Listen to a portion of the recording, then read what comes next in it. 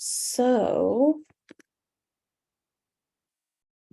welcome, David. Thank you for joining us. How are you today? Pleasure. I'm very well. Wonderful. So for everybody that's on the call, today we're going to be talking about how art organizations can use data science to reduce their carbon footprint. And this is actually based on a presentation that you've given previously. Isn't that right, David? Yeah. Yeah, wonderful. Presentation for museums earlier this year. So. Yeah. And we had to have you on as well because we thought it was fantastic. So, and you are, of course, the head of IT at the Baltic Center for Contemporary Art. That is correct. So, yes. Do you want me to kind of tell you a little bit about that, Please. what that role involves? Yeah. Joined Baltic about 18, nearly 19 years ago. So I've been here a little while, and the role was mainly kind of doing all the regular IT things, so making sure computers work, networks, email, all that kind of thing. And the role's kind of grown over time to include working in a lot of different areas. So some of the time I spend with exhibitions, so setting up AV and that kind of thing, but also working very closely with the different teams, so our visitor engagement team and our learning team, to kind of help make sure that we deliver the content in the right way, but also our facilities team, so helping them with that kind of thing, and more providing information from data. So the growth of the Internet of Things, more and more of the things we've added to the gallery have data behind them, so it's been collecting that data into somewhere suitable and helping people access the data in those places. But before Baltic, I worked as a graphic designer for Avon Cosmetics for about 10 years, doing all of their non-brochure print. So I've got kind of a background in design and graphics and displaying things visually. And I worked in IT within the advertising industry for a little bit as well. Wonderful. That's quite a varied background, but definitely lots of data related and tech related things in there, Yeah. right? So just answering your question, Rosanna, I'm sorry that I can't get them on because I think it's my version of Zoom, but we always do release a summary afterwards with the recording, and also like a blog at the bottom. So if there's anything that you don't quite catch, then hopefully you'll be able to see that in the follow-up email. And we'll get those captions sorted for future ArtEvolves. So it's been a while since I have been your ArtEvolve host, but I'm Mackenzie. So hello to everyone, and I'm the CCO of ArtEcheck. And so in terms of how today will work, just like usual, feel free to jump into the chat, ask questions. We'll answer some of them as we go along. We'll answer some at the end. If you have ones that are not related to what we're talking about, but are related to the topic that you'd like to ask, feel free to put them into the Q&A for the end. And then otherwise, David and I will just dive right in. Mm-hmm. So can you introduce us to the Baltic Center, David, and how the organization's focus on sustainability has changed over time? Yeah, sure. So Baltic's a contemporary art gallery, so we don't own any art at all. We just solely put on exhibitions. Those exhibitions last about 3 months. So we have 3 to 4 months. So we have 3 sets of exhibitions a year. It's effectively a 13-story building, but because it's artwork, some of those artworks are quite tall. It has floors of artwork, a floor of exhibition stuff. We have a gallery, a restaurant, a shop, and a car park, a learning area, and an area that we do events. So corporate hires and things like that can hire parts of the building from us. So we've got kind of a range of things, as well as the hardware that people can do. We do a lot with working with everything from preschool children right up to university. So we do primary, secondary, degree, and post-degree we work a little bit with, as well as community groups. We work quite a lot with elderly people and different groups within the community. So groups of people that have moved to the UK from other places and things like that. And we do sort of arts therapy and art as just for art's sake as well. So we do a wide range of things. In terms of sustainability, that there's kind of always the conflict between what we want to do to attract the most visitors, so to get people from all over the world to come see our artwork, as well as the other side of that is not wanting high carbon footprints from travel. So we do a lot of things, Zoom and webinars and things like that as well. So as well as the artist talk, you can view those from wherever you want in the world without traveling. We also, right from the very beginning, we tried to be a sustainable organization. So part of the idea was that we had an energy center. So behind the main gallery itself, there's a smaller building. And in that building, the idea was that we would generate our own electricity that we'd use to power all of the exhibitions. But as a byproduct of that, it would produce heat. They were the kind of 1990s style technologies called combined heat power installations. Was just enough heat and power to power our building.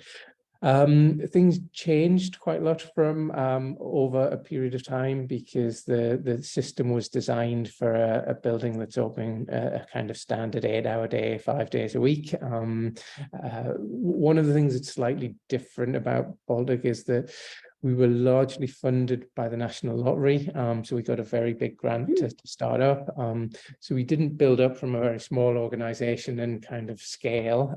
We just were conceived as a 13-story building with a fully formed thought full all at international once. profile.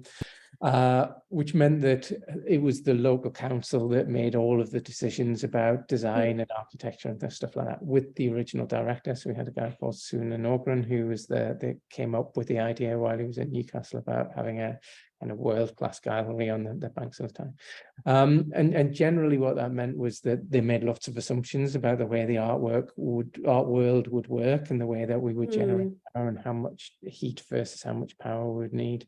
And some of those assumptions were really good, and some of them were not so good. So for example, they didn't realize how many hours would be home. So we were running this plant much more hours than it was designed for. So it kind of started to show wear and tear much more quickly than it should have done. And we were faced with a time where the price of gas was starting to go up, and also the knowledge about global warming and climate. So when was this approximately? So this was, we opened in 2002. So the building was built sort of late 90s, or opened early 2000s. And again, there became a point where we said that it didn't make sense for us to run that combined heat and power system. So for a few years, we just bought gas and electric the way everybody else does from energy suppliers. And then probably about 10 years ago, our local council said that they had a whole load of commitments the government had made centrally about carbon emissions, and they thought that they could do something slightly different. So a similar scheme to what we did originally with our combined heat and power system, but on a much bigger scale. So instead of just our building, they felt they could do ourselves. There's a music venue called Sage next door to us in a local college, like higher education college. And they felt if they had one really big, very efficient gas generator, they could produce the electricity and the gas for all of our organizations, and pump that in as hot water at street level. So they dug up a big chunk of the city around us and put in hot water pipes or steam pipes underneath the roads at 2 and 3 meters down, so that it was insulated by a lot of that earth above it. And we started using that back then, and that kind of made a big difference, because it meant that initially our carbon footprint went up a little bit, because we were burning gas to generate electricity, and we weren't using so much renewables. But that team, being completely dedicated to that one job, were very good at balancing things out. So one of the things we in a bigger picture for the whole world economy thing, it's quite hard to estimate how much gas and electric you can use from renewables, because you don't know whether it's going to be windy tomorrow or whether the clouds are going to be out or not.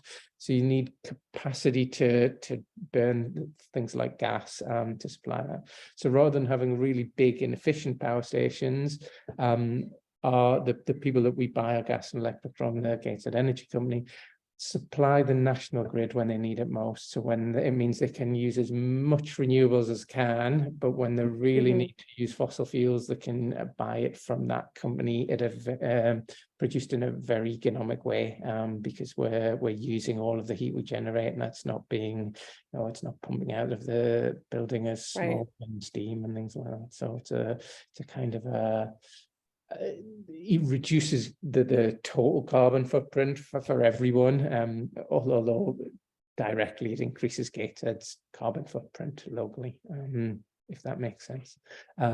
Yeah. So we started using them, and then they, over the last 10 years, have invested in solar farms. So as well as getting renewables from the grid, our solar energy is produced about 2 miles away, or probably a little bit less than that.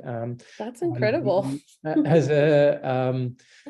As an industrial area, the Northeast was very much behind coal mining and shipbuilding and all sorts of industry that kind of started the Industrial Revolution a couple of 100 years ago. At that time, they had no idea what effect it would have to us living now. So, probably my grandparents' grandparents did all sorts of things that caused unknowable damage. That's affecting us now. I'm up in Edinburgh, and I haven't been down to Newcastle since I moved here. So I feel like this is a good excuse. I'm now going to have to come down to the Baltic Center and see everything you're doing. Basically, one of the things we use is the mine workings that were underneath where we currently are sitting in Baltic. Still exist, and a lot of water is in those mine workings, and that water is about 6 to 16 degrees warmer than the ambient temperature outside. So you can use very efficient versions of heat pumps to take that water and to get it up to about 80 degrees, which is what we need to be able to heat a building as big as Baltic. So effectively, they put solar power into these holes in the ground to pump hot water out, which we use in the building, and then they pump that water back down to the mine where it came from. So it's not releasing toxins or any of the, there's lots of minerals in that water. So there's lots of things like lead and zinc and things that aren't particularly good, but none of that goes into our system. It's just literally the heat that they recycle from that. And that's so interesting. So it sounds like very much from the beginning, right? The Baltic Center has been committed to finding the best ways to almost use maybe some of the mistakes of the past as well, exactly. in order to support a more sustainable infrastructure today. So and I would have never thought of using water that was in old mining tunnels. That is very creative. It's effectively a form of geothermal, so it's one of the areas that's revolutionary at the moment, because it's similar to ground source and heat source are great forms of heating, but you need quite a large footprint to put them in, so you need a lot of ground space, which in the middle of a city centre is difficult, or a lot of airspace, but using the stuff that's underground means that you can utilize that.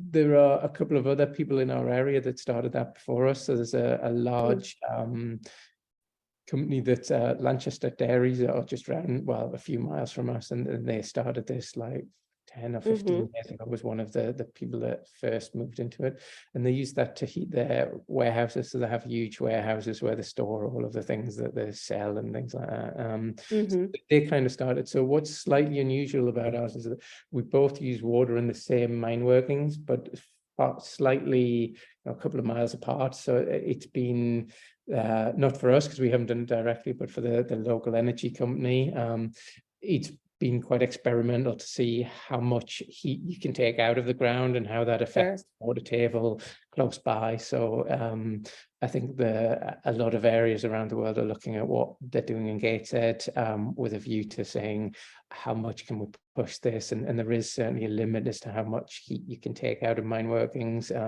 but it's really trying to work out what that limit is so that we can maximize what we can get out of it without causing further damage to the planet, because we know now that all the harm that can cause and the unexpected consequences of things we do now can be huge in the future years.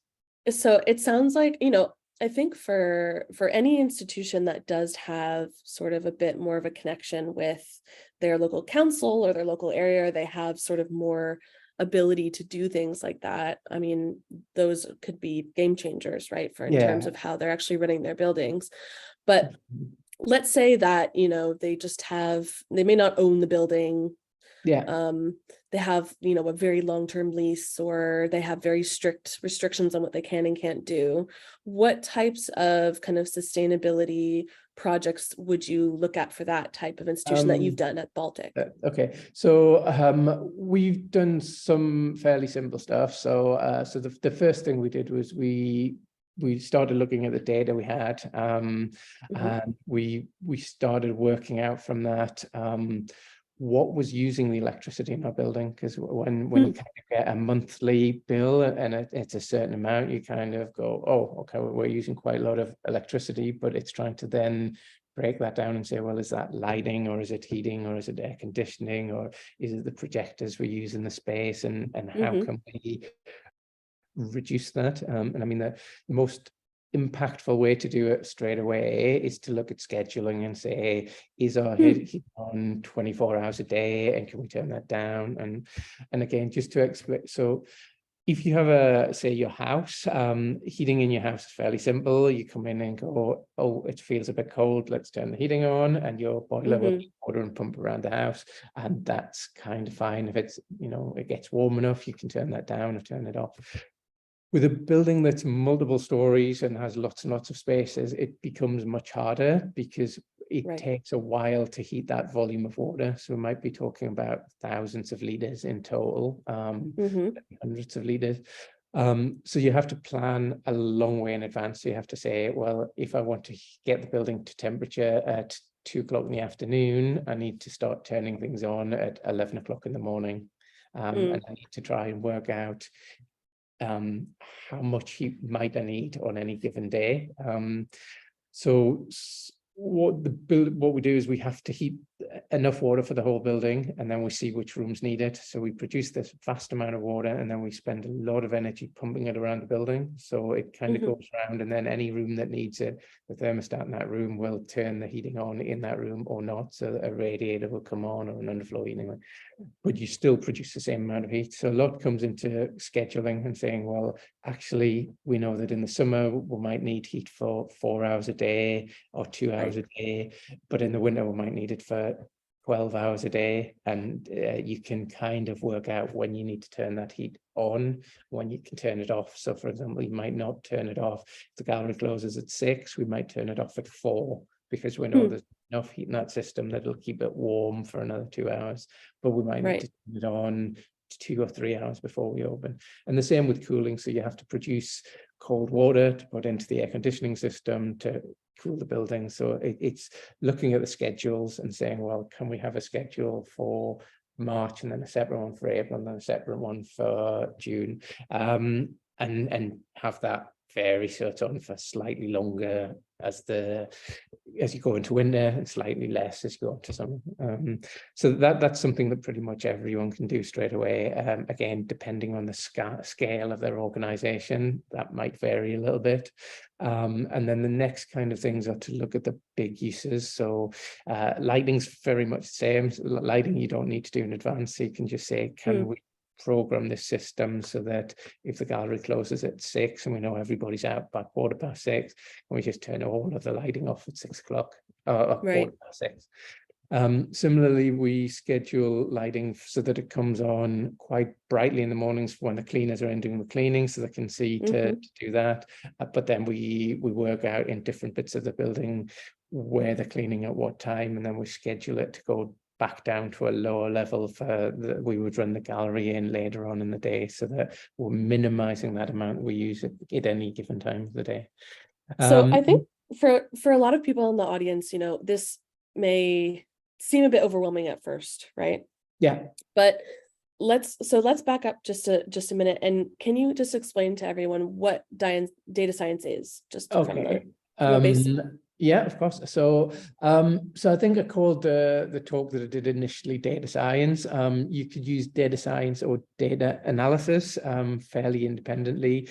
Data science was kind of a bit of a buzzword.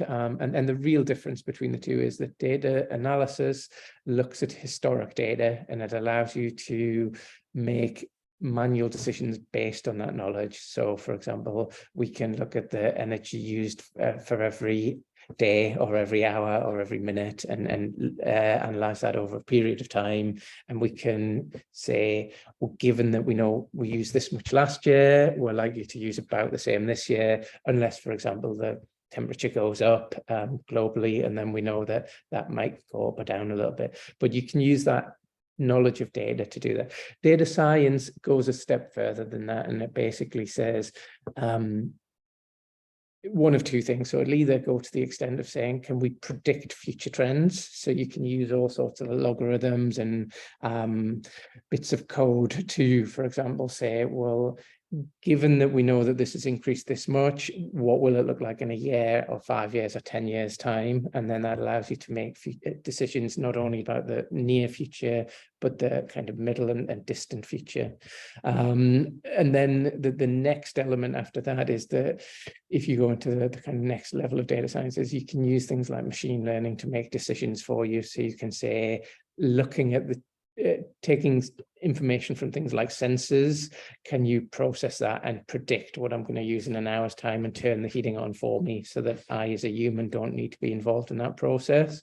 And you can see that in lots of smart systems. So there are lots of things like smart, like Hive heating systems and things like that have data science built into them and make all those decisions for you. And they know that, if you go out at 10 o'clock each day, because that's when your house gets locked, they'll turn off your heating when they need to. Right. So data science is taking it a step further than data analysis. So data analysis is looking at the past from the information you have. Data science is more making predictions about the future, and things like artificial intelligence are a part of that. We also use it within the gallery context at looking at things like feedback forms from visitors. So we'll read all the feedback forms, and we'll have a logarithm pick out words like hot, cold, heat, chilly, and then put all of those into one place, so we can look at it to see what visitors are saying. If it says, especially, you can use something called basically, you can look at not just one word, but two words, and say, look for words like too hot or too cold, and we can work out if that's summer or winter, and whether they're saying that we can turn the heating down further. So we can use that to give us qualitative as well as quantitative advice to make decisions based on. But the other way to look at it is that data science is a mixture between taking data and statistics and knowing about numbers, and mixing that with a bit of coding. So being able to write bits of code that will manipulate those numbers to come up with solutions, mixed with a little bit of domain knowledge.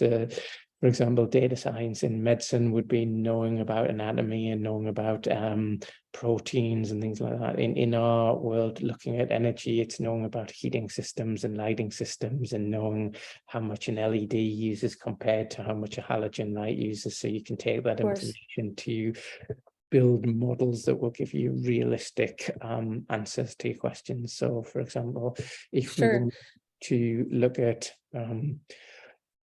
what difference putting LED lighting might make and how that would look in a year's time or 2 years' time, we might look at how usage might change, and we might be able to put in equations for how much a halogen light uses versus an LED. So we can say generally it's about 80%. So an LED is 80% less electricity than a halogen. So we could say if we replace the lights in just one floor, how much difference would that make?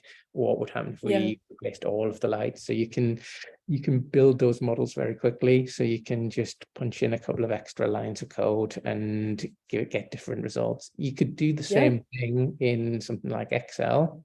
But if you did that, right. So let's say, right, that people in the audience, some of their teams may not have a proper IT whiz in the organization. So if that's the case, where should they start? Okay, so the first thing to do would be to start with something pretty simple. So, for example, if you get your bills from a regular electricity or gas provider, ask them what data they can give you. So they probably have already done some of this. They can show you the busiest days of the week and the busiest months of the year. So without doing any programming, you can get that information back from them. Probably their website has a page you can log into, that kind of thing. You can then also talk about, either putting in your own meters or getting them to give you access to some of the data that they have so that you can download that data and put it into something like Excel.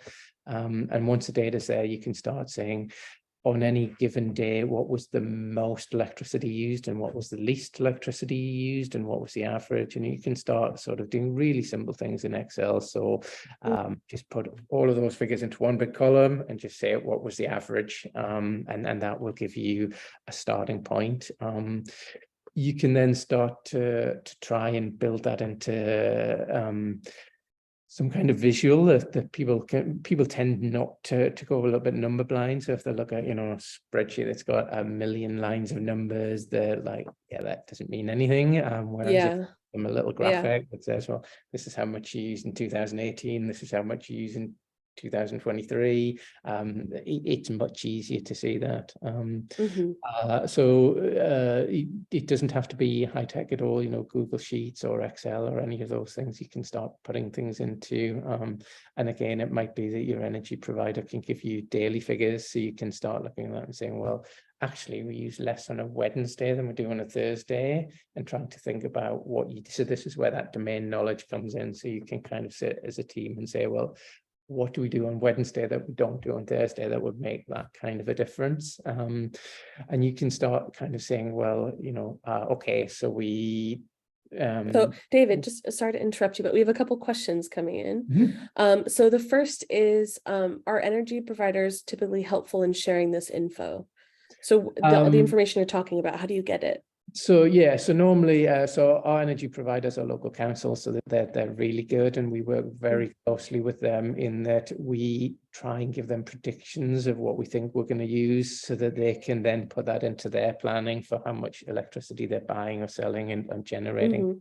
Most electricity companies aren't going to be like that, so you're not going to be able to ring up like Power Gen or something like that, British Gas, and say we intend to use this much next month, because they'll just go, yeah, and what do you want us to do with that, because you're going to be such a small part in that cog. But they all are committed to government incentives to reduce consumption, so they're very much behind smart metering and that kind of thing, and generally they're pretty good. So there's things like the daily charges, and there's the bills made up of a whole load of things, and the energy consumption is a fairly small part of that, and they would much rather help you be as efficient as you can be, in order for you to be a good customer, and it saves them money if they can predict things better, and they're not using more at peak times and things like that, because it costs them more to buy that energy at those times. So generally, yes, they will be pretty good. Most of the information should already be available, so it should be just available to download. So quite often you won't even need to talk to them in that much detail, that you just get them to tell you where to find that information. Yeah. And again, so and then let's see, Simone is asking, is it possible to see the spreadsheet? Do you have a version of that original spreadsheet that you were using for those calculations? Oh, yeah. Not that I Don't have can to get share it into now. now, I can, but maybe there's a version that you can yeah. share with people who've been So attending. literally the spreadsheet is just, it's got two columns. One column is the time and date, and the other column is the meter reading. So it's literally that simple. It's time and date and meter reading. So you can go through and all we do is use a really simple formula that says deduct this cell from this cell to give you the amount you've used in that 5-minute period. And then we look at all of those and can basically analyze them. So in a really simple way in Excel, you just do a bar chart to say, show me on a 24-hour grid how much Sure. power is using what times. Again, that in Excel, you can do all of that. It just takes a lot of time because manually you have to go in and say, I want to plot this data. Once you start going to other systems like Python, you can automate it, or even Power BI, which is a kind of Microsoft Excel type product. You can start to manipulate that much more powerfully.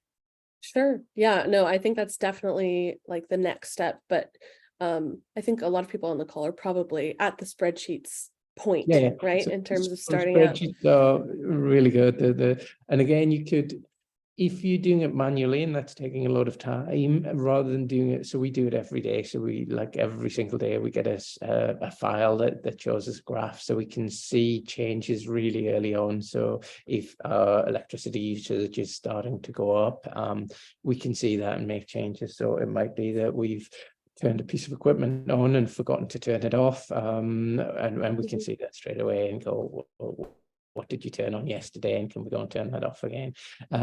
Most organizations wouldn't have the resources to do that, but you might want to do it maybe once a month, or once every 2 months, where you just take a really close look at maybe 2 or 3 days use and get an idea of that change from the last time you did it.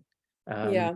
And again, Yeah, so it's not that you have to look at every minute of every hour of every no, day. absolutely. It's So just comparing, the first 2 days of 1 month and the first 2 days of the next month. So one of the big things you're going to look for really early on is how much are you using in the day when visitors are in your gallery and you're cooking and the lifts are working, things like that. But more importantly, how much are you using at, say, midnight? Because that level of stuff you're using 24 hours a day. And if you can reduce that bit, everything else will reduce accordingly. For example, that's a really good point. We use about 1,000 kilowatts, about £1,000 a day is what we originally used when I started looking at this. We got it down to less than half of that, and a lot of that, £1,000 as in monetary £1,000 worth of pounds? electricity per day, every day, so about £30,000 per month. Wow. We've kind of halved that now by looking at those schedules and saying, well, actually this runs all night, but we don't need it to run all night. Some things you have to tread a little bit carefully with, because if you have artwork in your galleries that's sensitive to temperature fluctuation, what you want to do is not have it suddenly drop off very quickly, because it's fast changes that make a difference. But again, there are things you can do about that. So one is, if you have certain floors of the building that don't have artwork on it that's like that, only do the floors that you need to do in that controlled way. And things like looking at, could you turn the whole heating system off for the whole gallery if it's only one floor that needs to be protected, and heat that in a different way? So could you put some kind of small storage heaters in those rooms, so that you're using a fraction of the power but still protecting the artwork? And we would tend to look at it in the way of, first of all, protecting people. So where people are working in galleries, you don't want it to be that hot that they're passing out, or so cold that they're, getting circulatory problems. And then artwork after that, because obviously once artwork's damaged, it can be hard to replace, especially ours is contemporary, so it tends to be quite new. So it wouldn't be inconceivable for an artist to remake something that's been damaged. Galleries that are showing work that are hundreds of years old or thousands of years old, that have an entirely different scope, because if you damage an artifact that's 1,000 years old, that just can't be replaced. Yeah. So I think this is a good point for me to jump in. This is actually something that we've been looking at a lot with key culture. I don't know if Annika told you about that project. Mhm. Yeah, and so we have currently, I think there are others that are joining, but we have 10 Danish museums who are going to be essentially testing kind of reduced climate controls and using ArtEcheck to like check the condition of the works, right? So I think we have a lot of sort of protocols out there that are available to us in terms of what will work for the art and what won't work for the art. But like you said, maybe less data to back it up. And so that's something we're working on, really passionate about, is kind of getting that data. I did a conference, a different conference with Whitechapel, where key culture were part of that. Yeah. Had a discussion about that. And I know they're doing quite a lot with some of the other bigger arts organizations to really. So one of the big things for most art galleries is government indemnity, and the fact that if you want to be insured for some of your very high value pieces of artwork, you need government indemnity. But it's not always, there's sometimes flaws where you don't necessarily need that. So it's really having those discussions with the people that we borrow a lot of artwork. So it's having discussions with the owners to say, are you happy for us to have instead of between sort of this temperature and this temperature, of having a slightly broader range, which makes the heating and chilling cost very different, and sort of cost to carbon as well as cost to money. And it's having those conversations and having conversations with insurance companies. So not only is the indemnity, but there's also our general insurance broker, and it's making sure that everyone is happy with you doing like a little step. So it's saying, well, could we change that by 2 degrees either side of what's required, and making sure that everyone's happy with that, and that you can control the building within that. And then, another 2 degrees and another 2 degrees to the degree that you feel comfortable with. And every gallery will have its own comfort levels. So I'm not saying there should be one for everyone, but it depends on, and again, it depends on what exhibition. There's also, a lot of insurance companies also will sort of, I think can be a chicken and egg situation, right? Because sometimes, I think in a lot of cases, the insurance companies will go off what the experts say, and the experts are the ones who work in the museums. But then that data that the information that they're using may then be outdated by now. So. And again, one of the things that we talked about at that conference were things like the importance of planning and saying, well, if you do have pieces that you want to show and you want to share, but they are more vulnerable, saying, are there times of the year where you could show that, where it's less at risk, so you could keep it in a secure store where it's much more environmentally controlled, and only bring that for maybe the 3 months of the year that you would be comfortable showing it. And again, what impact would that have? And in some cases, it brings more visitors, because the visitors know that artwork will only be available at that time of year, and therefore they come to see that more specifically than saying, oh, well, it doesn't matter when we go to see the gallery because we can see that. Well, and this already happens, right, with works that are particularly sensitive to light. So for example, here in Edinburgh, the Turner's paintings are only let out for I think 1 month of the year, and otherwise they're hidden away in the dark. So I think we're already sort of used to this in other contexts, and so if you can also apply it to temperature, that definitely makes sense. And Emma mentioning in the comments, this is something that can be put into lenders agreements, right? That this particular absolutely. So one of the things we've been really careful about is just being very, very transparent with all of the people that we deal with, whether that's insurance companies or lenders or anyone else, to say, this is what we're going to control the gallery to for the next 8 months, so that when they're lending us artwork, it's not like we get it and then suddenly say, oh yeah, well, the temperature went a little bit higher than we thought it might. It's being very clear up front, so that if those lenders then feel that they can't loan us those works, that's kind of fine, because we can then make a decision on, well, do we want to do that at a different time where it will be possible, or do we want to try and do all of the shows where we have to be more careful with temperature at one time, and again, it's fitting in that programming, and when you're programming, you know, a year or 2 years ahead, that can be difficult, but difficult doesn't mean impossible. Right, that's true. So thinking about the stakeholders, right? Stakeholders, dun dun dun. The people who make decisions and have no time. And so for the stakeholders in any institution, right? Obviously, I think sustainability is becoming, well, it is important, but it's becoming more and more front of mind. Yeah, But at the same time, you know, it's maybe not issue number one for a lot of kind of like upper leaders yeah. yet. And so how did you sort of convince stakeholders that this was something that needed to happen? And did data science help you to do that? So there's a couple of things. So the first thing would be that the financials come into it very much. So if we can say, well, we can save this amount of money, it also saves a massive amount of carbon. But generally, being able to make that to the financial people is one thing. There's also quite often the data climate champions. So there's people that, you know, on the board that have a very keen interest in this, so appealing to them, and to be able to, you know, bring those people on board first and then extend that to the people that are less convinced. But also being able to, as I say, to do it for, like, say, 1 or 2 degrees to start with, and say, you know, we've proved that we can do this.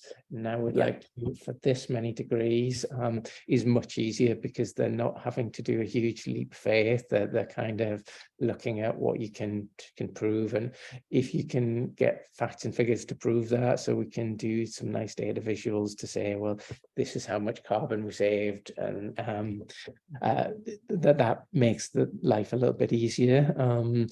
But also there are very strong arguments from organizations like us that are Arts Council funded. Arts Council are very much behind, they're funded by central government. Central government have climate obligations, so they have certain years that they have to get to net zero by.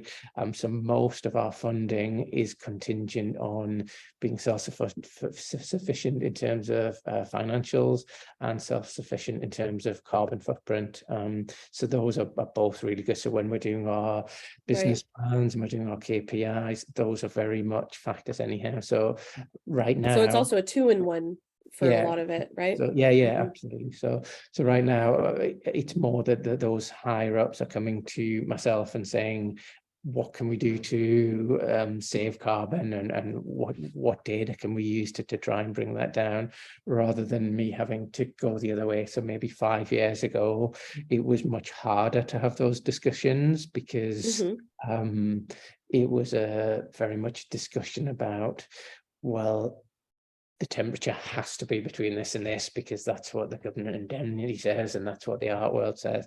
I think the world is moving very rapidly at the moment with the things you're doing with, like, high culture and things like that, where there are models coming out where you can use that evidence to back up what you're saying. So it's saying it's not just us, this is the whole art world that are starting to question, do we really need to do this just because that's what our insurance companies want us to do, even though it might not have any impact on the artworks we have? So you know, those limits are very much protecting all artworks, but lots of different organizations, so things like glass and ceramics and things like that are very susceptible to changes in temperature. So paintings that are pressing against glass are very different to paintings that aren't in those kind of frames and that kind of thing. So that you can, it's not one size fits all. It's looking at what the requirements are for us, and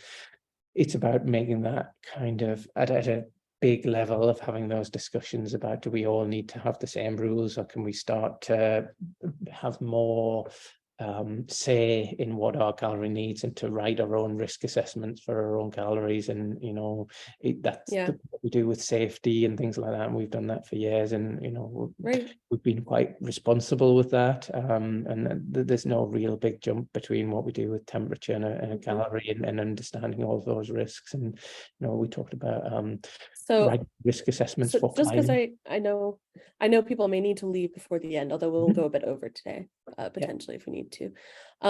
In terms of, for the audience who's watching now, we talked about, potentially being able to give them a little example of a spreadsheet, but where else, if they're really at the beginning of their data science journey, where else can they find resources?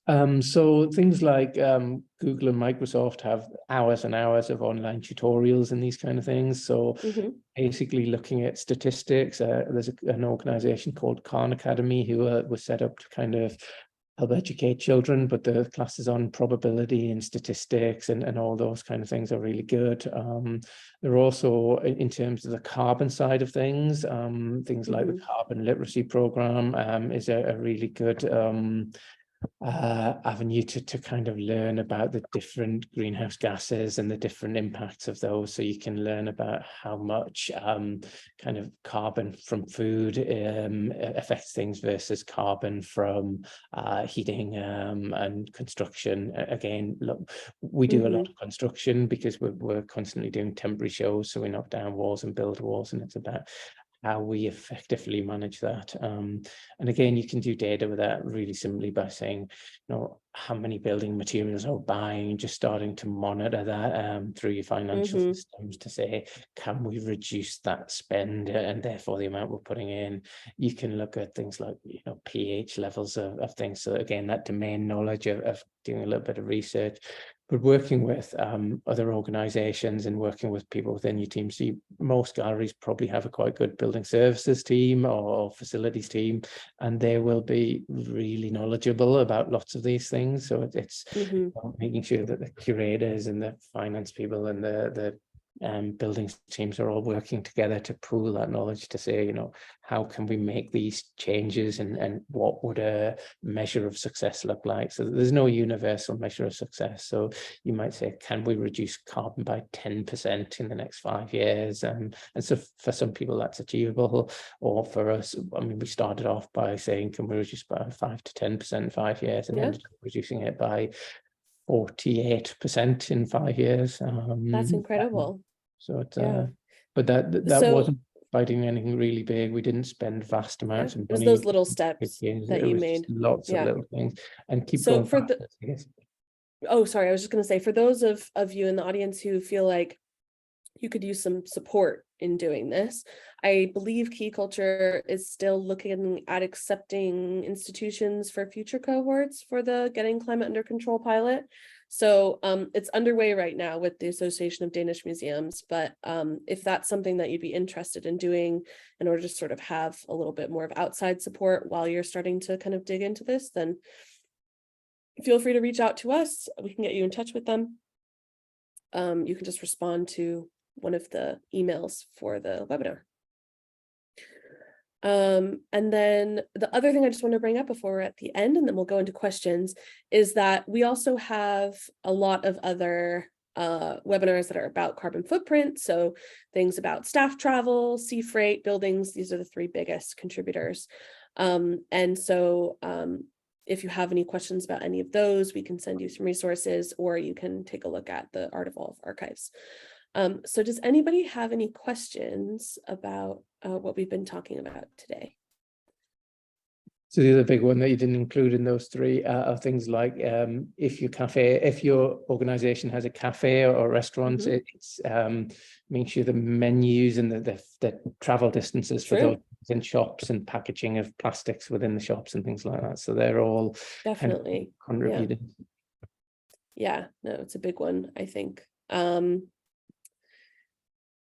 If an institution has a restaurant, then that can be it's like almost a whole nother type of consideration, right? Yeah, it brings in a whole new level, but on the whole, as you said, are the big ones. Does. So transport, shipping, heating and cooling are the kind of really big ones. Lighting, obviously. So any parting words you'd like to leave us with? Just not to be afraid of starting too small. So start with really basic things and start it.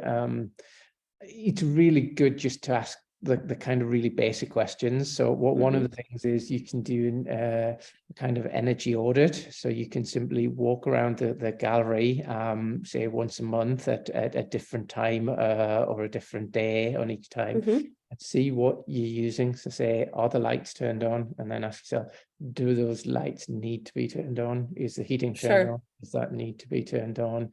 Are there other things that are plugged in but not being used? What does your office look like? People have small heaters. Do we need the small heaters, or could we do something else that would be more efficient? And then I think definitely just starting with a walk around of your space and writing down everything that's taking power, right?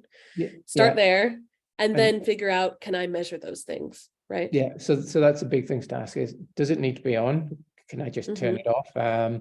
If it does need to be on, is it on all of the time, or can we schedule that in some way? And that might be just putting a little plug in with a timer on it. So things like kettles and things like that in the office, can you just turn those off? Can you put a timer on your lighting system and things like that? And then also looking at how efficient are those things? So if you've got a kettle, is it a kettle that's this big, but you could get away with one that big? And again, is it time to replace the coffee machine, and can you replace it with one that's a timer on it? All those types of things. All those things that are really little things that can add up to big differences. The other kind of things you could look at are what funding's available. So is there a fund where you could get some money towards replacing regular lights with LED lights? Is there a partner? Or double glazed windows, for example? Or even putting films on windows. So there's lots of solar films that will reflect back sunlight. So for example, as we get hotter in the summer, you maybe don't need to actually put double glazing in. You just need to put something that will reflect some of that light back, and that could be relatively cheap. Things like where you've got doors or windows, are the seals that go around doors like intact, or is there a big hole where it's letting a lot of heat out of that window that doesn't need to be? Put curtains up, or could you draw curtains? Are there internal doors that you could close that would stop the heat like leaving straight away? And again, that's in staff areas as well as in front of house. So all of those little things, it's just come up with some really simple questions like, does it need to be on? Is it as efficient as it could be? Is there a different way to do it?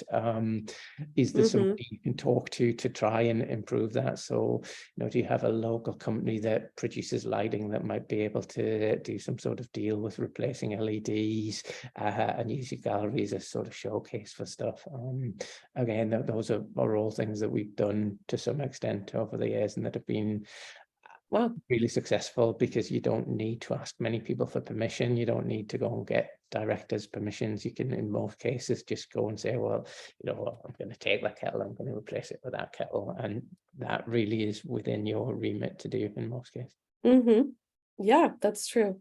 I guess trying not to feel overwhelmed by all of the things that you could do, and just really starting as basic as you can go. Start with one or two things, and then once you've done those, find another one or two things. Keep going. Yeah, exactly. Wonderful. Well, thank you so much, David. You have so much knowledge about all of this, and we really appreciate you sharing it with us today. It's been an absolute pleasure, and hopefully it will inspire some of the organizations to make small changes and then big changes. Exactly. Thank you, everyone, for joining us, and we will see you at the next ArtEvolve. I believe we're taking a break for August, so we will see you in the fall. Okay. Thank you. Bye. Bye.